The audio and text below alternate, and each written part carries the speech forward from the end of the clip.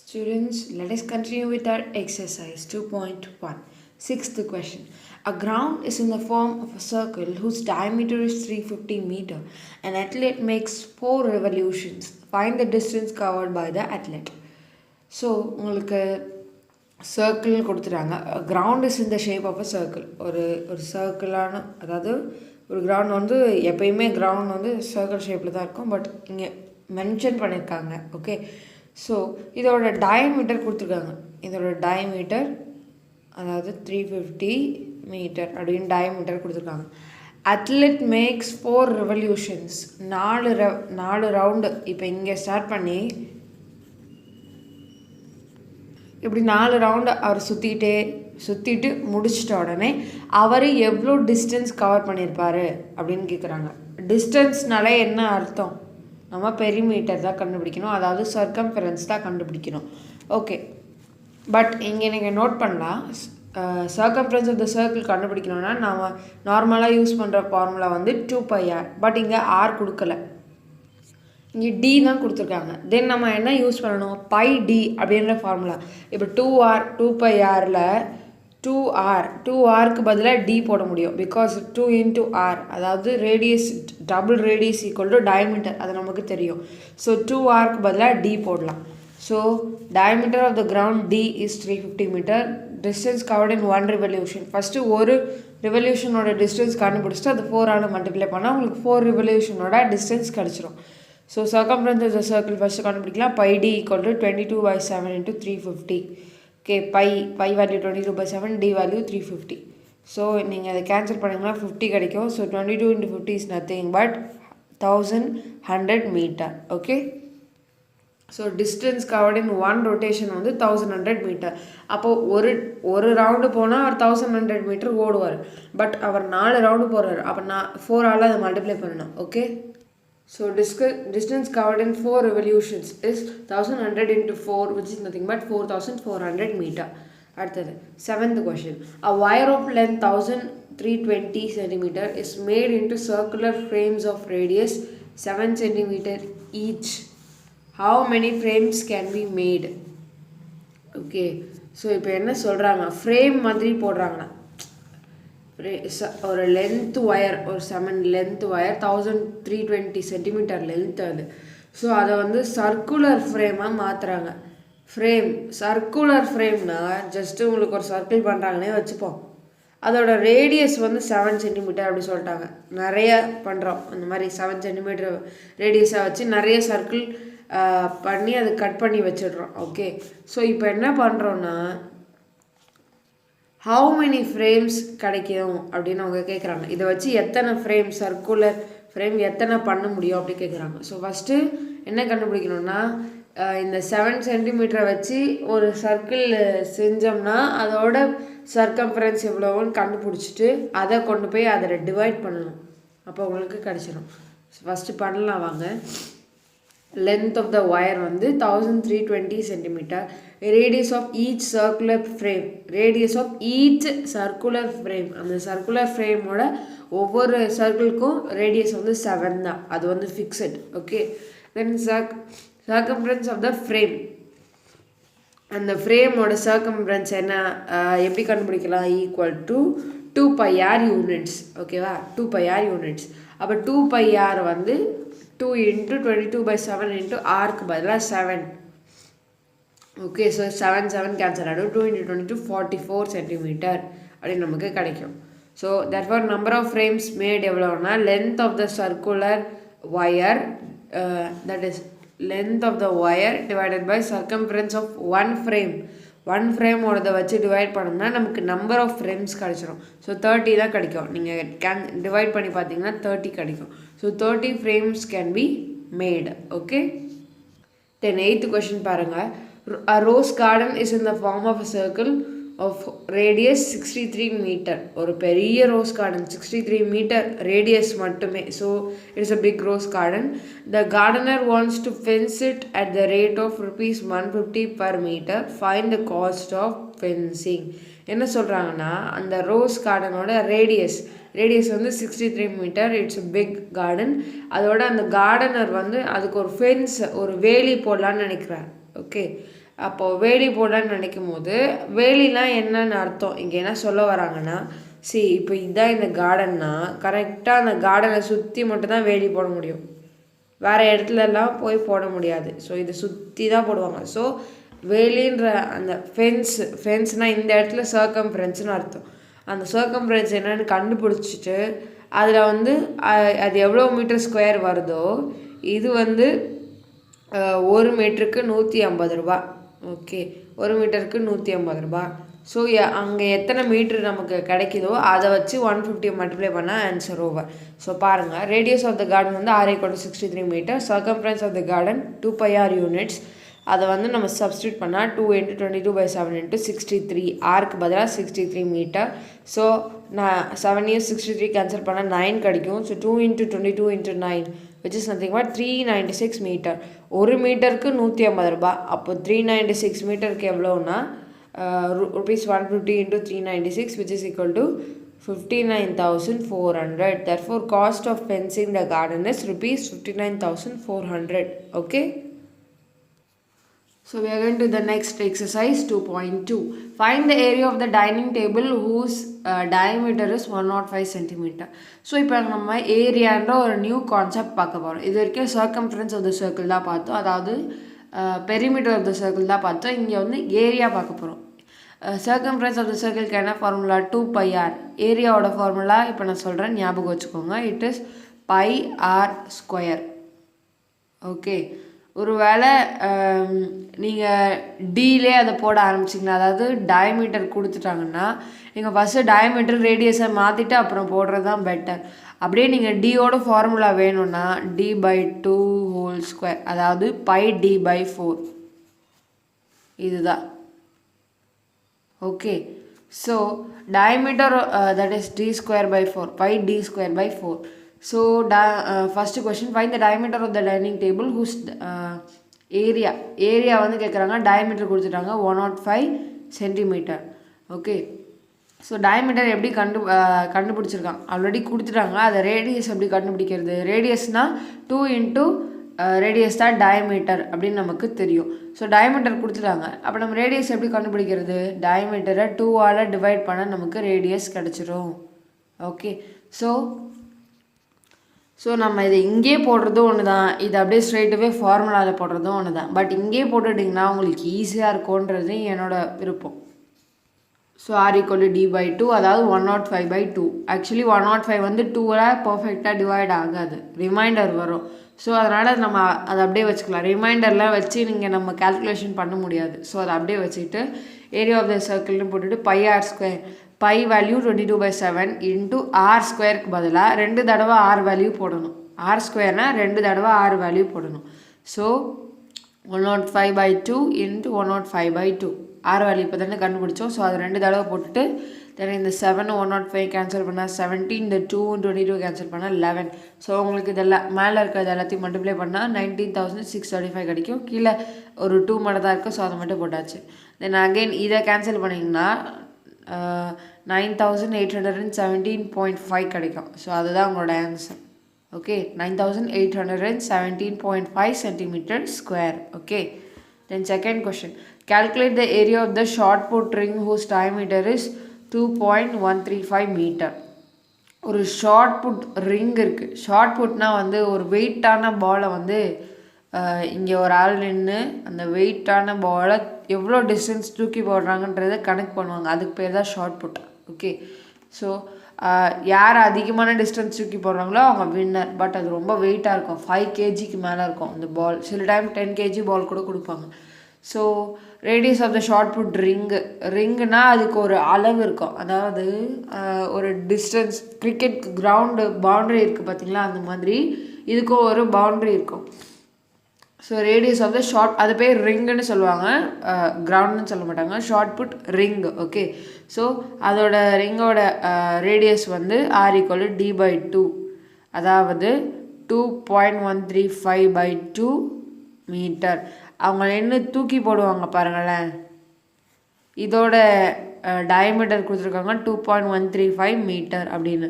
So அப்போ அதை வந்து ரேடியஸில் கன்வெர்ட் பண்ணணும்னா டிவைட் பை 2 பண்ணிட்டா போதும். டிவைட் பை 2 போட்டுட்டு மீட்டர் போட்டாச்சு. நம்ம ஏன் இதை கால்குலேஷன் பண்ணணும்னா இது டெசிமலில் இருக்குது. தென் ஓவராக நம்ம இங்கே கால்குலேஷன் ரொம்ப கஷ்டமாயிடும். ஸோ நம்ம டெசிமல்லாம் அப்படியே வச்சுருக்கோம்.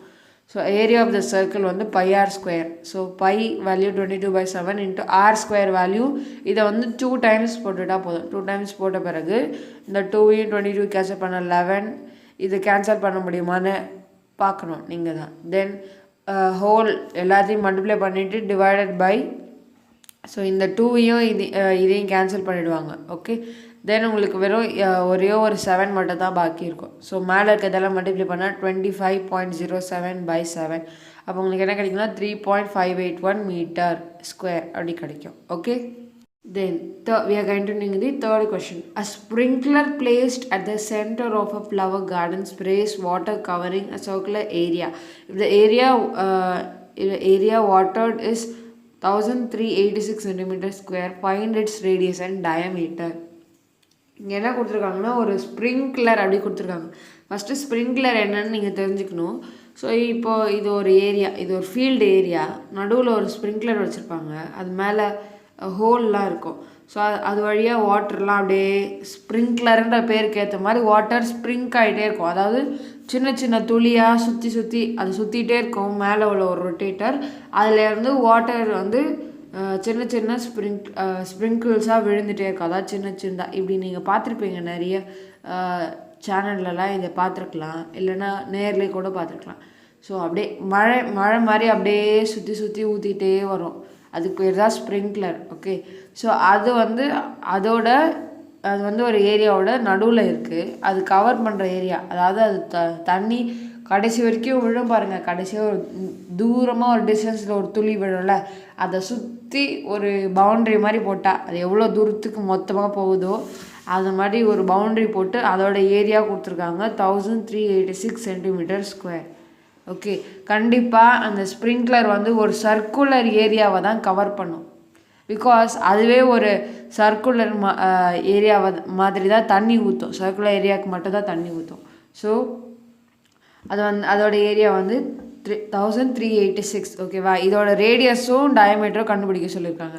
நமக்கு ஈஸி. ஜஸ்ட்டு உங்களுக்கு என்னென்னா போன தடவை ரேடியஸோ இல்லை டயமீட்டரோ கொடுத்துட்டு ஏரியா கண்டுபிடிக்க சொன்னாங்க. இந்த தடவை ஏரியா கொடுத்துட்டு ரேடியஸோ டயமீட்டரோ கண்டுபிடிக்க சொல்லியிருக்காங்க. சேம் ஃபார்முலா தான். ஓகே, எப்படி யூஸ் பண்ணுறதுன்னு பார்க்கலாம். நமக்கு ஏரியா ஆஃப் த சர்க்கிள்னால் என்னென்னு தெரியும், πr² யூனிட்ஸ் நமக்கே தெரியும். So area of the circular portion watered, அது எப்படி அதோட ஏரியா வந்து கொடுத்துட்டாங்க 1386 சென்டிமீட்டர் ஸ்கொயர். அதாவது ஏரியா ஆஃப் த சர்க்குலர் போர்ஷன்னா என்ன அர்த்தம்னா πr², அதோட ஏரியா வந்து 1386. அதை ஸ்ட்ரெயிட்டாக சப்ஸ்டியூட் பண்ணிவிட்டு 22/7 பையோட வேல்யூவும் போட்டுருங்க. r² தான் நமக்கு தெரியாது, அதை நம்ம கண்டுபிடிக்கலாம். ஓகேவா, r² = 1386. ஸோ r² இங்கே வச்சுட்டு 22/7 அந்த சைட் கொண்டு போயிட்டா அப்படியே அது தலைகீழ ரெசிப்ரோக்கல் ஆகிடும்.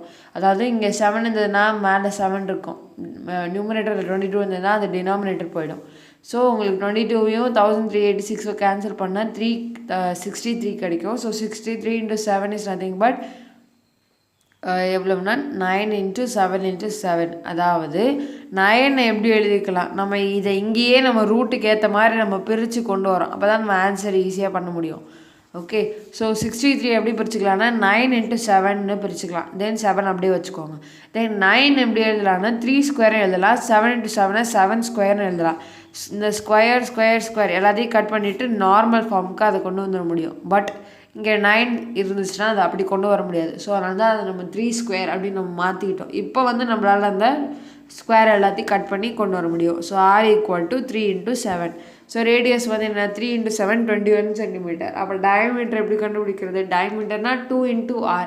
என்ன r வேல்யூவோ அது 2r மல்டிப்ளை பண்ணிட்டா டயமீட்டர் கிடச்சிரும். So 21 × 2 just nothing but 42 centimetre. Then 4th question பாருங்கள். The circumference of the circular park, circumference கொடுத்துருக்காங்க. Find the area of the park அப்படி கொடுத்துருக்காங்க. என்னடா இது ஒரே டிஃப்ரெண்ட்டாக இருக்கே, இப்படியெல்லாம் நம்ம இது வரைக்கும் கொஷின் பார்த்ததுலையே அப்படின்லாம் நீங்கள் நினைக்கக்கூடாது. ரொம்பவே ஈஸி. ஃபஸ்ட்டு நாம் circumference of the circular park கொடுத்துருக்காங்க. ஏரியா வந்து கேட்குறாங்க. நமக்கு சர்க்கம்ஃபரன்ஸ் கண்டுபிடிக்கிறதுக்கோ சரி, ஏரியா கண்டுபிடிக்கிறதுக்கோ சரி என்ன தேவை? ரேடியஸ் தேவை. பட் இங்கே ரேடியஸே கொடுக்கல, இங்கே வேறு மாதிரி சர்க்கம்ஃபரன்ஸ் அப்படின்னு கொடுத்துருக்காங்க. இதை வச்சு ரேடியஸ் எப்படி கொண்டு வரதுன்னு நமக்கு தெரியும். அந்த ரேடியஸை வச்சு தான் நம்ம ஏரியாவை கண்டுபிடிக்க போகிறோம். ஓகே, அது எப்படின்னா ஃபஸ்ட்டு சர்க்கம்ஃபரன்ஸ் ஃபார்முலா போட்டுக்கோங்க. 2πr = 352. என்ன சர்க்கம்ஃபரன்ஸ் 352ன்னு கொஷன்லேயே கொடுத்துட்டாங்க. ஸோ அதோட வேல்யூ போட்டுக்கலாம். தென் 2 × 22/7 × r = 352. அப்போ r இங்கே வச்சுட்டா 2 அந்த சைடு போயிட்டா இங்கே மல்டிப்ளைல இருக்கிற 2 அந்த சைடு டிவிஷன், அதாவது இன்ட்டு 1/2ன்னு போடலாம், இல்லைன்னா இங்கே டிவிஷன் பை 2ன்னு போட்டுக்கலாம். It's your wish. தென் 22/7ன்னா ஆப்போசிட்டில் போனால் அப்படியே ரெசிப்ரோக்கல் ஆகிடும், 7/22 அப்படின்னு ஆகிடும். ஸோ இப்போ கேன்சலிங்கெல்லாம் பண்ணி முடித்தா உங்களுக்கு r = 56 மீட்டர் அப்படின்னு கிடைக்கும். தென் r கிடச்சிடுச்சு. தென் ஈஸியாக நம்மளால் πr² ஃபார்முலாவில் போட்டு ஏரியாவை கண்டுபிடிக்க முடியும். Area of the park equal to πr², pi value 22/7 × r²னா 2 தடவை r வேல்யூ போடணும், 56 × 56. ஸோ 56 கட் பண்ண 8, தென் 22 × 8 × 56, ஸோ 9856 மீட்டர் ஸ்கொயர். இப்போ area of the circular park என்ன? 9856 metre square. So fifth question பார்க்கலாம். In a grassland, a sheep is tethered by a rope of length 4.9 meter. The maximum area that the sheep can graze. என்ன சொல்லியிருக்காங்கன்னா ஒரு area இருக்குது. ஓகேவா? இது வந்து ரெக்டாங்கிளாக இருக்கலாம், ஸ்கொயராக இருக்கலாம், என்ன வேணால் ஏரியா. பட் ஒரு ஷீப்பை வந்து கட்டி வச்சுருக்காங்க. அது என்ன பண்ணுன்னா அதால் முடிஞ்ச அளவுக்கு அது போய் மேயும், முடிஞ்ச அளவுக்கு கயிறை இழுத்துட்டு போய் அது மேயும். ஓகே, கிட்டலாம் மேய்ஞ்சிட்டு இருக்காது, கயிறை ஃபுல்லாக இழுக்கும்போது இந்த லைன் என்ன ஆகும்னா அந்த லைன் ஆஃப் ரோப் அப்படியே அதை சுற்றும் போது ஒரு சர்க்கிள் ஆகிடும். ஸோ இதை உங்களுக்கு சர்க்கிள்னு சொல்கிறதுக்காக தான் மறைமுகமாக அந்த ரோப் கிராஸ்லேண்டு ஷீப் டெதர்ட் இந்த rope of length 4.9 metre. But அந்த 4.9 மீட்டரும் உங்களுக்கு ஒரு பெரிய ஹெல்ப்பாக இருக்க போகுது. ஏன்னா சப்போஸ் இது எல்லா டிஸ்டன்ஸும் சேமு, இது ஒரு சர்க்கிள், அப்போ இது என்னன்னு நம்ம சொல்லுவோம்? ஆப்வியஸ்லி ஒரு answer is correct, it is radius. அந்த ரேடியஸை கொடுக்கறதுக்காக தான் அவங்க இவ்வளோ சுற்றி சொல்லிட்டு இருக்காங்க. ஒரு ஷீப்பை கட்டி வச்சுருக்காங்க ஒரு ரோப்பில், அந்த ஷீப் முடிஞ்ச அளவுக்கு அதால் மேயுது. மேக்ஸிமம் ஏரியானா அது கயிறை முடிஞ்ச அளவுக்கு இழுத்துட்டு போய் மேயும். அப்போ முயற்சி பண்ணும்போது அது இப்படி இழுக்க ட்ரை பண்ணும், பட் அதால் முடியாது. அதனால் அதுக்கு தெரியாமலே அது ஒரு சர்க்கிள் ஏரியாவாக தான் அது ஒரு மேய்ஞ்சிருக்கும், கிரேஸ் பண்ணியிருக்கோம். ஓகேவா? ஸோ இங்கே என்ன கேட்குறாங்க? ஏரியா தான் கேட்குறாங்க. ரேடியஸ் கொடுத்தாச்சு. So length of the rope வந்து 4.9 metre. Area that the sheep can graze வந்து area of the circle with radius 4.9 metre. So area of the circle என்ன? πr² units. அது வந்து 22/7 × 4.9 × 4.9. r² பதிலாக ரேடியஸை 2 தடவை போட்டாச்சு. ஸோ 749 கேன்சல் பண்ணால் 0.7 கிடைக்கும். ஸோ இது எல்லாத்தையும் மல்டிபிள் பண்ணால் உங்களுக்கு 75.46 கிடைக்கும். So therefore area of the sheep can graze. ஓகேவா? Area that the sheep can graze is nothing but 75.46 metre square. Okay, then sixth question பார்க்கலாம். Find the length of the rope by which a bull must be tethered in order that may be able to graze an area of இங்கே 2064 metre square. இங்கே வந்து அப்படியே last கொஷனுக்கு opposite என்ன சொல்லியிருந்தாங்க? Last கொஷனில் ஒரு sheep இருந்தது, அதை கட்டி வச்சுட்டு அது அப்படியே மேக்ஸிமம் ஏரியாவாக முடிஞ்ச அளவுக்கு அது கிரேஸ் பண்ணிட்டு வந்துச்சு. அதோட ஏரியா என்னன்னு கேட்டாங்க. இங்கே என்ன சொல்கிறாங்க? இங்கே லென்த்து தான் கேட்குறாங்க. Length of the rope by which a bull must be tethered in order to that may be able to graze area. இந்த ஏரியா தான் அதோட மேக்ஸிமமாக இருக்கணும், அதுக்கு மேலே அது போகக்கூடாது. அதோட லென்த் ஆஃப் த ரோப், அது அந்த ரோப்பை எவ்வளோ லென்த்தில் கட்டினா இந்த ஏரியாவை மட்டும் அது மேயும் அப்படின்னு அவங்க கேட்குறாங்க. ஓகேவா? ஸோ இதை எப்படி கண்டுபிடிக்கிறதுனா, ஜஸ்ட்டு போன கொஷனுக்கு ஆப்போசிட்னா ஏரியா வந்து கொடுத்துட்டாங்க, அதை வச்சு நம்ம ரேடியஸ் கண்டுபிடிச்சா ரேடியஸ் தான் லென்த் ஆஃப் த ரோப்புன்னு நமக்கு லாஸ்ட் கொஷனில் நான் சொல்லியிருந்தேன். லென்த் ஆஃப் த ரோப்னா 4.9, அதாவது அது வந்து ரேடியஸ். ஓகே, இதே மாதிரி இங்கேயும் லென்த் ஆஃப் த ரோப் வந்து ரேடியஸ், ஏன்னா அது ஒரு சர்க்குலர் மோஷனில் தான் அது வந்து மேயும். If the bull is tethered by a rope then the area it can graze is a circular area of radius length of the rope. Equal to length of the rope, அதாவது இந்த radius equal to length of the rope. Area of the circle வந்து 2464 metre square. So pi r square equal to 2464 metre square. So pi value 22/7 into r square equal to 2464. So அப்போ அதை அந்த side கொண்டு போயிட்டா இந்த 7 வந்து நியூமரேட்டரில் போய்டும், 22 வந்து டினாமினேட்டரில் வந்துடும். So r square equal to 2464 into 7/22 cancel பண்ணால் 122 இன்ட்டு 7. இப்போ வந்து 122 எப்படி பிரிச்சுக்கலாம்னா 16 இன்ட்டு 7ன்னு பிரிச்சுக்கலாம். இங்கே 7 கிடச்சதுன்னா நீங்கள் ஆப்வியஸில் இதில் ஒரு 7 கொண்டு வரணும்னு அர்த்தம். அப்போ நீங்கள் அதை 7ஆல் டிவைட் பண்ணி பாருங்கள், ஓகேவா? ஸோ உங்களுக்கு 16 கிடைக்கும். ஸோ 16 எப்படி பிரிக்கலாம்னா 4 இன்ட்டு 4ன்னு பிரிக்கலாம். ஸோ ஆர் ஸ்கொயர், அதாவது r square equal to 4 square into 7 square அப்படின்னு வரும். ஸோ அதை ஸ்கொயர் கேன்சல் பண்ணால் ஆர் ஈக்குவல் டு 4 இன்ட்டு 7 அப்படின்னு ஓகே கிடைக்கும். So r equal to 28. இது இந்த ஸ்கொயர் கிடையாது, ஆர் ஈக்குவல் டு 28 மீட்டர்.